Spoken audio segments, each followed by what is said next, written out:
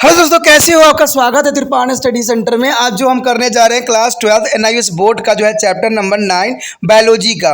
ये चैप्टर जो है कई मायनों में देखा जाए तो 11वीं क्लास के लिए जो एनसीईआरटी के सिलेबस है उसके साथ काफ़ी मैच करता है। प्लस जो यूपी बोर्ड, बिहार बोर्ड के बच्चे जो बायोलॉजी पढ़ते हैं उनके लिए भी काफ़ी इंपॉर्टेंट है।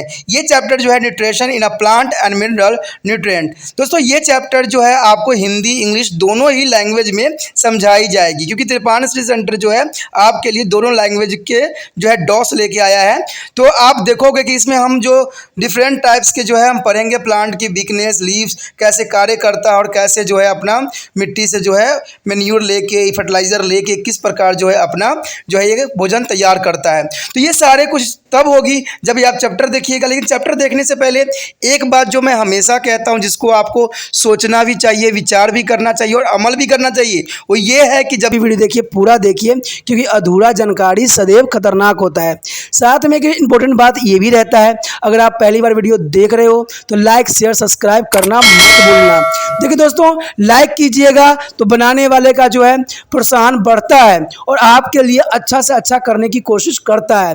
ठीक है, सब्सक्राइब करना आपके हित में है। इसका कारण ये है कि अगर आप सब्सक्राइब करके रखोगे तभी जो है मेरा वीडियो का नोटिफिकेशन मिलेगा।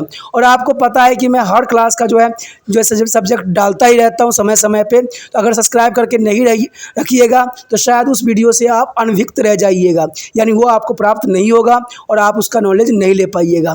साथ में जो अगर आप शेयर करते हो तो शेयर करना एक जग कल्याण के समान माना जाता है। इससे ये होता है कि मान लीजिए कोई जो है बच्चा जो है मेरी वीडियो को उसकी ज़रूरत थी और आपके थ्रू वो वीडियो उसको पास पहुंचा है, तो वो सदैव ही आपका धन्यवादी रहेगा और सदैव ही आपका जो है शुक्रिया अदा करेगा कि तुम्हारे कारण मुझे जो है वीडियो प्राप्त हुआ। तो दोस्तों आपको पता ही होगा कि त्रिपाण स्टडी सेंटर सिर्फ एक क्लास के लिए ही अग्रसर नहीं है, ये कई क्लासों के लिए अग्रसर है। जैसे 8th 9th 10th 11th 12th CBSE के सारे चैप्टरों को कवर करेगा समय के साथ। प्लस जो है एनआईएस बोर्ड का 10th+2 को भी कवर करता है, सभी सब्जेक्टों का। प्लस जो है बीए पंजाब यूनिवर्सिटी का जो है फर्स्ट सेमेस्टर से लेकर 6th सेमेस्टर तक 8 सब्जेक्टों को कवर करता है। प्लस जो है एमए के जो है बच्चे ऑन डिमांड जो मुझे करते हैं कमेंट, उनके लिए भी त्रिपाण स्टडी सेंटर जो है अग्रसर है। देखिए दोस्तों, त्रिपाण स्टडी सेंटर इतना बड़ा है, विस्तृत है, तो आपको अभी जो है लाइक शेयर सब्सक्राइब कीजिए और अपने दोस्तों के साथ बांटिए। ठीक है, तो भूलिए मत, ये करना आपका फर्ज है और मेरा कार्य करना है, आपको टॉपिक लेके चलना है। देखिए आज देखते हैं हमारा आज टॉपिक क्या है। Our next important topic is symptom of minerals deficiency in a plant. Friend, it's the most important topic, symptom of mineral deficiency in a plant. Here, the absence of deficiency not present in the required amount of any of initially their element lead to deficiency symptom. There is the not present in the required amount that is causing to deficiency symptom in plant. The symptom can be studied by their hydroponics. They are under natural condition. This symptom can be taken as indicator of the mineral deficiency in the soil. Here some common deficiency symptoms are plant. There is a first is a chlorolysis. Chlorolysis means it is a loss of chlorophyll leading to yellowish in the leaves. It is a causing by their deficiency of element like calcium, magnesium, nitrogen, sulfur, iron, Mn, zinc and more. There is a second is a neurocosis. Neurocosis are the death of tissue. Particularly the leader tissue is the causing by deficiency of potassium, calcium and magnesium. There is a next is a inhibitions of cell division is a causing due to the lack of deficiency of nitrogen, phosphorus, bromine, sulfur and more. There is a next is a standard regarded as a plant growth causing by deficiency of nitrogen, phosphorus, calcium, zinc and there is the potassiums. And here premature fall of leaves and the bud is a causing by deficiency of potassium and phosphorus, and delay in flowering in the causing due to deficiency of nitrogen, sulfur and more. There is a most important element, there is a causing of disease in a plant. There is a common deficiency symptom of plant in here. तो जैसा कि आपको पता ही है कि पौधों में खनिज तत्वों की न्यूनता के लक्षण के कारण कई तरह के जो है इनमें बीमारियां हो जाती है, जो कि काफ़ी इंपॉर्टेंट एग्जाम व्यू से भी रखता है। और ये आपको जानना भी चाहिए कि ऐसा कौन कौन से एलिमेंट है जिसकी कमी से जिस प्रकार इंसानों को बीमारी होता है उसी प्रकार पौधों को भी बीमारियां होती है।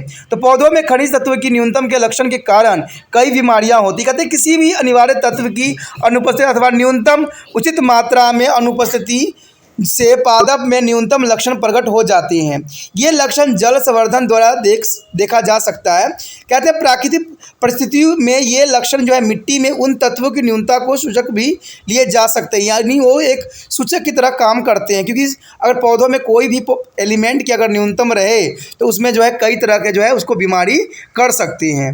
तो इसमें जो है हमारे समक्ष कुछ तत्व है, कहते हैं कुछ सामान्य न्यूनतम लक्षण है जिसकी वजह से पौधों की बीमारियां होता है। पहला तो होता है हरी माहीनता। हरी माहीनता का मतलब होता है क्लोरोसिस। क्लोरोसिस का मतलब होता है हरी माहीनता, यानी क्लोरोफिल की क्षति के कारण पत्तियों को पीले पड़ने को हरी माहीनता यानी हरी से माहीनता यानी हरा न होना कहते हैं, यानी हरी माहीनता कहलाता है। और इसके कारण जो है पोटाशियम, मैग्नीशियम हो, सल्फर हो, चाहे आयरन हो, जिंक हो, ठीक है, सारे के तत्वों के न्यूनतम के कारण ही ये बीमारी होने के चांसेस बढ़ जाती है। ठीक है, उसके बाद है हमारे समक्ष उतकक्षय। उतकक्षय का मतलब दोस्तों होता है नेरोसिस। नेरोसिस का मतलब होता है उतकक्षय। कहते हैं उत्कों की क्षति, विशेषकर पर्णवर्ण उत्कों की, जिसका कारण जो है पोटाशियम, कैल्शियम, मैग्नीशियम की न्यूनतम के कारण ये क्षति पौधों को उठानी पड़ती है। यानी इसकी अगर न्यूनतम होती है तो पौधे जो होते हैं इसी प्रकार से उनको क्षति पहुंचती है। उसके पश्चात है कोशिका विभाजन का अवरोधन या निरोध का कारण। देखिए कोशिका विभाजन जब अवरोध हो जाती है ना, किसके कारण होती है, तो वो होती है नाइट्रोजन, सल्फर, ठीक है, पोटाशियम की अनुपस्थिति अथवा न्यूनतम के कारण होती है, जिसकी वजह से क्या होता है कोशिका विभाजन नहीं होती है और प्लांट जो है छोटे से छोटा रह जाता है। जब छोटा से छोटा रहेगा तो 100% जो है उसमें फल फूल लगना उनमें संभव ही नहीं रह जाएगा, या लगेगा भी तो बहुत छोटे अमाउंट में रहेगा। तो इनका भी उपस्थिति होना अत्यंत महत्वपूर्ण है पौधों के लिए। उसके पश्चात है पौधों की वृद्धि। देखिए पौधों की वृद्धि के लिए जो है आपको है nitrogen, phosphorus, potassium, zinc, calcium की न्यूनतम के कारण भी होती है, पौधों में वृद्धि नहीं हो पाती है। तो ये सारे एलिमेंट जो है पौधों की वृद्धि के लिए अत्यंत महत्वपूर्ण अपना स्थान रखता है। कहते हैं पत्तियों एवं कालिकाओं का समय पूर्व गिरना या झरना ये कैल्शियम और पोटाशियम की वजह से ही होता है, यानी ये पोटाशियम और फास्फोरस की वजह से होता है। और फास्फोरस और पोटाशियम जो होती है बहुत न्यूनता के कारण ऐसी प्रॉब्लम आती है। उसके बाद है पुष्प में देरी, यानी जब पुष्प नहीं आ रहा है, इसका कारण है कि इसमें नाइट्रोजन और सल्फर जो है और एमओ की जो न्यूनतम कारण ही जो पुष्प में है, पुष्प नहीं हो रहा है पौधों में और पौधे जो है पुष्प देने के लिए सक्षम नहीं हो रहा। देखिए दोस्तों ये सारे एलिमेंट जो है कितना महत्वपूर्ण है और इससे जुड़ी कैसे कैसे इन्फॉर्मेशन जो है आपके समक्ष प्रस्तुत है, तो ये जानना आपके लिए अत्यंत महत्वपूर्ण होता है। Our next topic is uptake of mineral element. Friend, what do you mean to uptake of mineral elements? So here, plant absorb a large amount of mineral from a soil. The uptake of minerals ions by their roots may be a passive or active processing. Friend, the large number of minerals plant absorbed by the soils, and there is a first is a passive and second is a active absorption and passive absorptions. First is a passive absorptions, means it is the initially and rapidly phase wherein the ion is absorbed into the outer space of cell through the upper plus. Recall there the lessons number 8. Pathway it is does not require use for any metabolic energy. And second is a active absorptions. It is the second phase of ion uptake. The ion are taken in a slowly into the inner space. Inner space there are symploblast of cells. Is a lesson 8 already have learned. It's a need their expenditures of metabolic energy. The moment of ion is called to flux. When the ion move into the cell, it is called influx. Influx and their outer moment of ion is called efflux. The mineral ion absorbed by the root system translocated through their xylem vessel to other part of the plant. देखिए दोस्तों यहाँ पर खनिज तत्वों के अंतर्ग्रहण की बात बताई गई है कि खनिज तत्वों का जो है अंतर्ग्रहण किस प्रकार से होता है। कहते हैं खनिज तत्वों के अंतर्ग्रहण अत्यंत महत्वपूर्ण है। कहते हैं पौधे जो है मृदा की मिट्टी से यानी मिट्टी से बड़ी संख्या में खनिज तत्व अवशोषित करते हैं। जलों द्वारा आयनों का अंतर्ग्रहण निष्क्रिय और सक्रिय हो सकती है। यानी यहाँ पर जो है निष्क्रिय और सक्रिय यानी एक्टिव एंड पासिव फॉर्म में होती है। तो सबसे पहले तो हमारा पासिव है निष्क्रिय, ठीक है। निष्क्रिय मतलब पासिव होता है दोस्तों अवशोषण। यह आरंभिक एवं तेज अवस्था होता है जिसमें कोशिकाओं को एपोब्लास्ट नामक, यानी आपने चैप्टर 8 देखा होगा, उसमें इस बात की पूरी जानकारी दी गई थी। अगर नहीं देखा है तो जरूर देख लीजिए, क्योंकि कहते हैं ना अधूरा जानकारी सदैव खतरनाक होता है। तो आप ये मत सोचिए 8 चैप्टर जो है इसके पार्ट देखिए, उसमें आपको खनिजों तत्व के जो है इसमें निष्क्रिय यानी पासिव के बारे में हर बात की इन्फॉर्मेशन दी गई है। कहते हैं बाहरी सतह पर आयनों का अवशोषण होता है, इससे अपचायित ऊर्जा की जो है आवश्यकता नहीं होती है, यानी जो अपचयित होती है इसलिए ऊर्जा की इसमें आवश्यकता नहीं रह जाती है। उसके पश्चात है सक्रिय अवशोषण। देखिए दोस्तों सक्रिय अवशोषण अत्यंत महत्वपूर्ण रखता है, यानी इसको हम कहते हैं एक्टिव, ठीक है। एक्टिव ये होता है, ये एक्टिव अवशोषण करता है यानी अब्जॉर्प्शन करता है। ये आयनों के अंतर्ग्रहण की दूसरी अवस्था है। ये आयनों के अवशोषण जो है सिम्प्लास्ट कहलाता है, सिमोप्लास्ट कहलाता है, जो कि हम 8 चैप्टर में ऑलरेडी डिस्कस कर चुके हैं, ठीक है। अंदर की सतह पर धीरे धीरे होती है, इसे हम उपचायी ऊर्जा की आवश्यकता होती है। कहते हैं आयनों के संचलन के बारे और लक्ष्य कहते हैं जब आयनों का संचलन कोशिका के अंदर की ओर होती है उसे अंतवाहक कहते हैं, तथा बाहर की ओर आयनों के संचलन को हम वहिवाहक कहते हैं। कहते हैं कि मूल मंत्र में अवशोषित खनिज आयनों का स्थानांतरण जाइलम की वाहिकाओं द्वारा पादप के दूसरे अंगों तक होती है। ये तो आपको पता है कि जाइलम का काम जो होता है खनिजों को स्थानांतरण करना, जो कि आप पहले भी पढ़ चुके हो और इसको आपको समझ भी है। Our next topic is mode of nutrition in plant. Friend, what do you mean to the mode of nutrition in a plant? Here, nutrition in a plant is classified into two main categories: is autotrophic and heterotrophy. Friend, is autotrophy and heterotrophy is important. Heterotrophy plant are further classified into the saprophytes, parasites, and insectivorous. There is a so in this diagram, there chart here. Here, nutrition in a plant, there is two categories are divided: autotrophic nutrition and heterotrophic nutrition. The first is auto means self, troph means a feeder, and the heterotrophic nutrition means hetero means other, trophic defect is a heterotrophic plant. This heterotrophic plant is divided by the three category.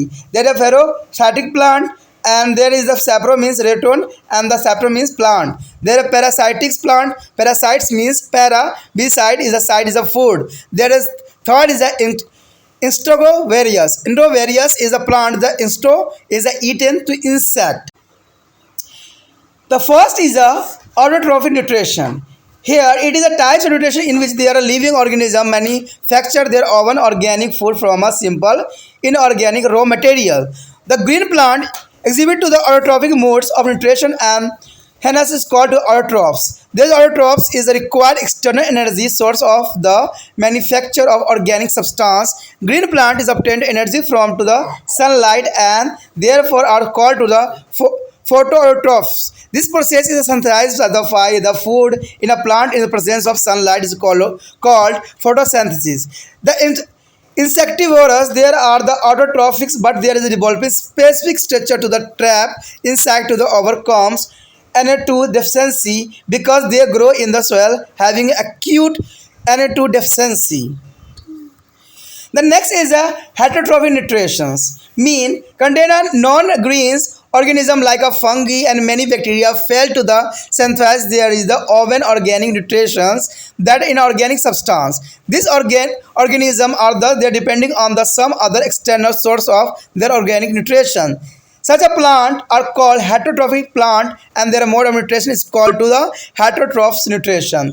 The heterotrophic plant are broadly categorized into the two main group depending upon to the source from which they get their nourishment is a saprophytes and parasite. Saprophytes and parasites. The first is saprophyte. The first saprophytes are this plant which is a grow and live on the dead organic matter including animal and plant remain. Most of this plant is a secret some extracellular enzyme secret and the spore out of food which break down their complex organic compounds into the simple form. The simple form are then absorbed by the plants. Saprophytes is included mainly fungi and bacteria. The saprophyte is included only a fungi and bacteria. Also among their higher plant, their Indian pipes plant monotropha found in the Cassis hills of our country is a saprophyta. Here, so in this picture, there is a monotropha as the saprophyta plant in the hill station. There is an important plant you see on your hill station area. The next is a parasitic plant. This is a deodar. Is a casocata. Is a now the locality is a amarbel. Is a casobel.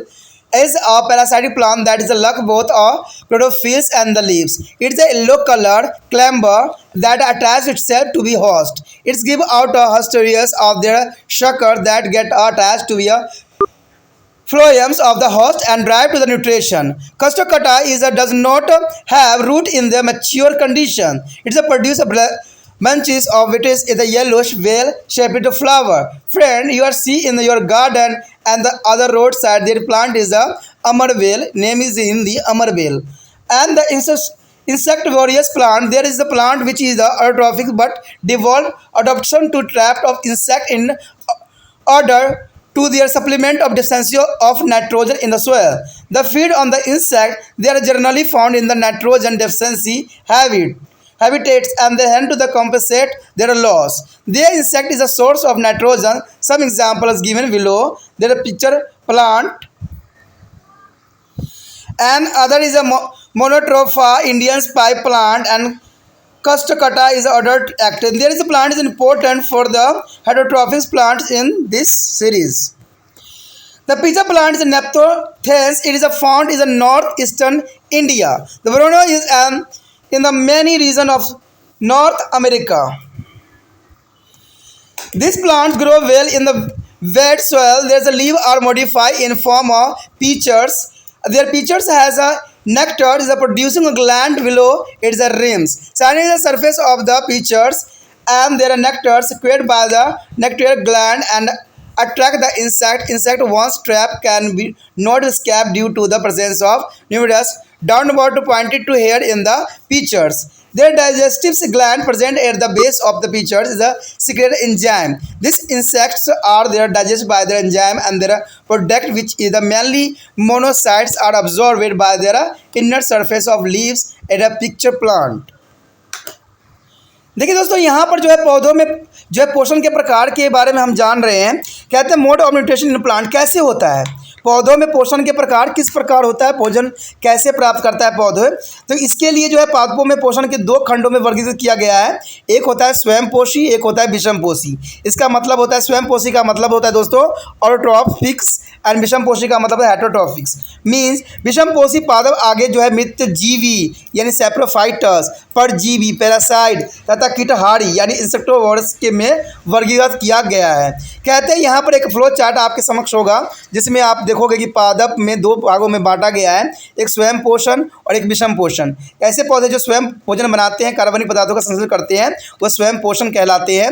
और विषम पोषण जो होते हैं भोजन की आपूर्ति जो है बाहर से होती है जिसे हम विषम पोषी कहते हैं। ठीक है, उसके बाद है मृत पादप जीवी जो कि विषम पोषी के अंतर्गत आता है। उसमें सड़ी गली वस्तुएं मरे हुए गले जीवों के भोजन ग्रहण करके अपना जीवन यापन करते हैं। दूसरा जो है परजीवी पादप, परजीवी जो है अंदर जीवित जीवों से भोजन ग्रहण करते हैं। ठीक है, और कीटहारी जो होते हैं जो कीट मकोड़ों को पकड़ के अपना जीवन यापन करते हैं। अब जो हमारा है क्या, अब हमारा पहला पॉइंट यही आता है दोस्तों कि स्वयंपोषी पोषण। देखिए इस प्रकार के पोषण में जो है जीव प्राणी कार्बनिक खाद्य संश्लेषण जो है सरल कार्बनिक पदार्थों में स्वयं करते हैं और हरे पौधे स्वयंपोषी प्रकार के पोषण दर्शाते हैं, अंत स्वयंपोषी कहलाते हैं। स्वयंपोषियों को कार्बनिक पदार्थों के निर्माण के लिए बाहर की ऊर्जा स्रोतों की आवश्यकता होती है और हरे पादप सूर्य से प्रकाश ऊर्जा प्राप्त करते हैं, इसलिए उन्हें प्रकाश स्वयंपोषी कहलाते हैं। पौधे में खाद्य संश्लेषण क्रिया को प्रकाश संश्लेषण करते हैं। देखिए दोस्तों इसमें यही बात होती है कि ये प्रकाश संश्लेषण में अपना भोजन स्वयं बनाते हैं, वो किसी दूसरे जीव पर निर्भर नहीं होते हैं, इसलिए ये स्वयंपोषी कहलाते हैं। और स्वयंपोषी कैटेगरी में भी आते हैं। उसके पश्चात है हमारे समझ विषमपोषी पोषण के, यानी कहते हैं कुछ हरिमाहीन या हरित जीव ऐसे, यानी हरित जीव ऐसे कवक एवं कई जीवाणु हो सकते हैं जो कार्बनिक पदार्थों से कार्बनिक पोषण स्वयं बनाने में असमर्थ होते हैं। यानी विषमपोषी का अर्थ ही होता है जो अपना भोजन बनाने में सक्षम नहीं होते हैं, उसे हम विषमपोषी कहते हैं। अंत ये जीव जो है कार्बनिक पोषण के लिए बाहर के स्रोत पर निर्भर होते हैं। ऐसे पादपों के विषमपोषी पादप कहते हैं तथा पोषण का प्रकार विषमपोषी पोषण कहलाता है। यानी ये जो होता है विषमपोषी कहलाता है और इसको जो है कई कैटेगरी में बांटा गया है। ठीक है, जैसे स्रोत से विषमपोषी पादपों पोषण प्राप्त करते हैं पर आधारित उन्हें मूल रूप से 3 मुख्य श्रेणियों में वर्गीकृत किया गया है। एक है मृतजीवी, दूसरा है परजीवी तथा तीसरा है कीटहारी पादप। तो इनके कैटेगरी में इनको जो है डिवाइड किया गया है। तो सबसे पहले जो दोस्तों हमारा आता है मित्रजीवी। देखिए ये वे पौधे हैं जो है मरे सड़े गले क्षय मन कार्बनिक पदार्थों पर, यानी जानवरों एवं पादप के जो टुकड़े जो समेत सड़ गल रहे होते हैं पर पाए जाते हैं। ये वृद्धि करते हैं और ऐसे अधिकांश पौधों को जो है कोशिकाओं के बारे एंजाइम यानी एक्स्ट्रा सेलुलर एंजाइम श्वेत होकर खाद्य पर पड़ते हैं तथा उनके जटिल कार्बनिक मिश्र यौगिक को सरल रूप में खंडित भी करते हैं। सरल रूप से ये पदार्थ जो है पौधे द्वारा अवशोषित हो जाते हैं और मृतजीवी पौधों में मुख्यतः कवक तथा जीवाणु सम्मिलित होते हैं।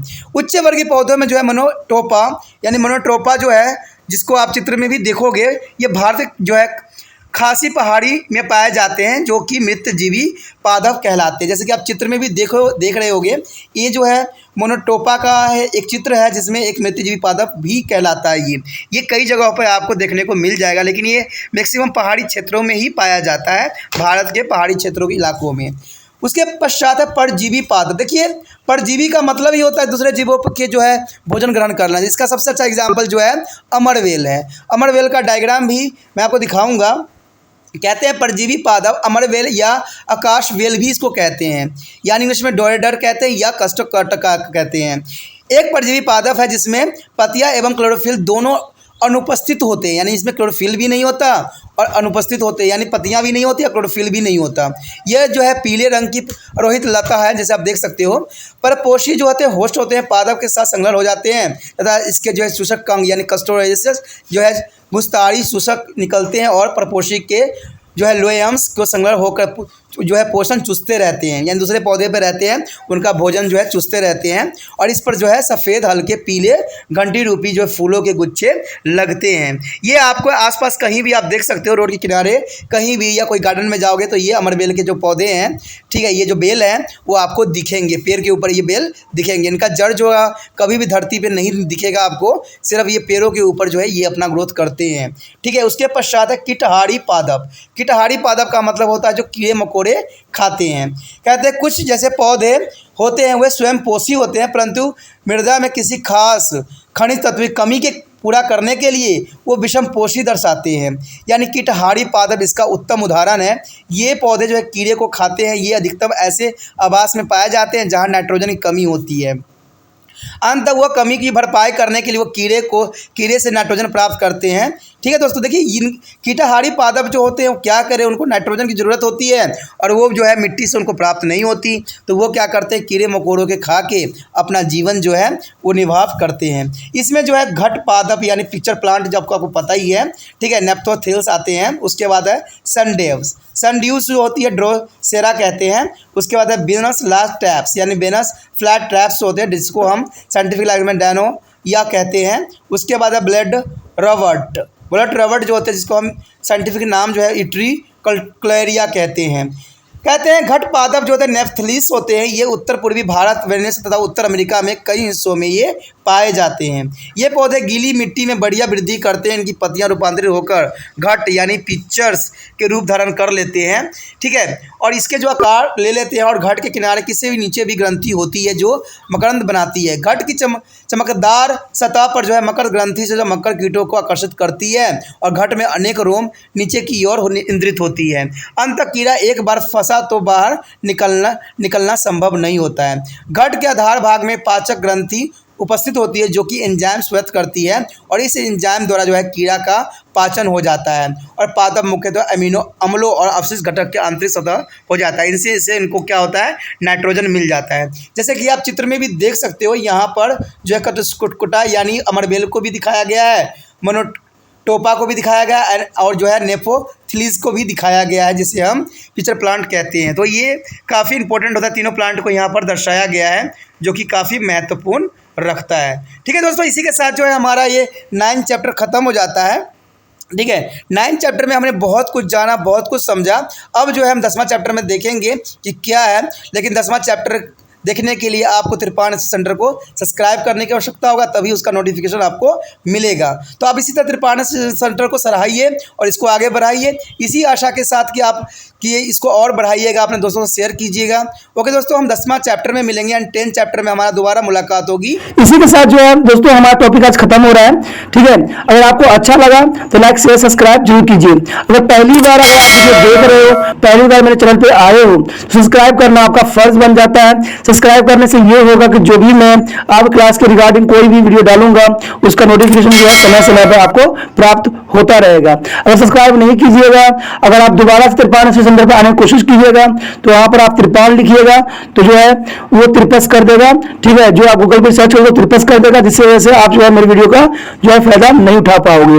तो सोचिए मत, विचार मत कीजिए, सब्सक्राइब कीजिए। आप सोचते होइएगा कि मेरे जो एग्जाम खत्म हो जाने के मेरा क्या जरूरत है त्रिपाण सेंटर से। ठीक है, तो इसलिए सब्सक्राइब नहीं करने की सोचिएगा, लेकिन दोस्तों ऐसा नहीं है। त्रिपाण सेंटर जो है बहुत हेल्पफुल है, क्यों? क्योंकि ये जो है आपके 8th class 9th 10th 11th 12th जो आर्ट्स के सब्जेक्ट को कवर करता ही है, प्लस जो है ये NIC बोर्ड के जो है 10th प्लस 2 को भी कवर करता है। साथ में BA जो है फर्स्ट ईयर से लेकर 6 सेमेस्टर तक बच्चों के लिए ये अग्रसर रहेगा आर्ट्स सब्जेक्ट में। तो सोचिए नहीं, विचार नहीं कीजिए, काफी जो है त्रिपाण सेंटर का फायदा ही फायदा है। ठीक है, अगर आप मुझे प्रोत्साहित करोगे तो आपके लिए मैं तरह तरह के वीडियो बनाऊंगा जो आपको फायदा पहुंचाएगा। एग्जाम के तौर पे मैं आपको जो है पेपर भी आपको सोल्यूशन करके दिखाऊंगा जो आपके लिए फायदेमंद रहेगा। अगर नहीं सब्सक्राइब कीजिएगा, मेरा मनोबल घटेगा, तो हो सकता है कि आपको फिर दोबारा मैं नया वीडियो बनाऊं और आपको फायदा ना पहुंचाऊं। तो अभी भी नहीं सोचिए, मेरा जितना आप फैलाइएगा, जितने दूसरे बच्चों के साथ शेयर कीजिएगा, उतना जो है मैं आपके लिए कार्य करने में अग्रसर रहूंगा। ठीक है दोस्तों, इसे सोचिए मत, विचार मत कीजिए, अभी सब्सक्राइब कीजिए और अपने व्हाट्सएप स्टेटस पे लगाइए और दूसरे बच्चों के साथ भी शेयर कीजिए। ठीक है दोस्तों, अपना ध्यान रखना। बाय।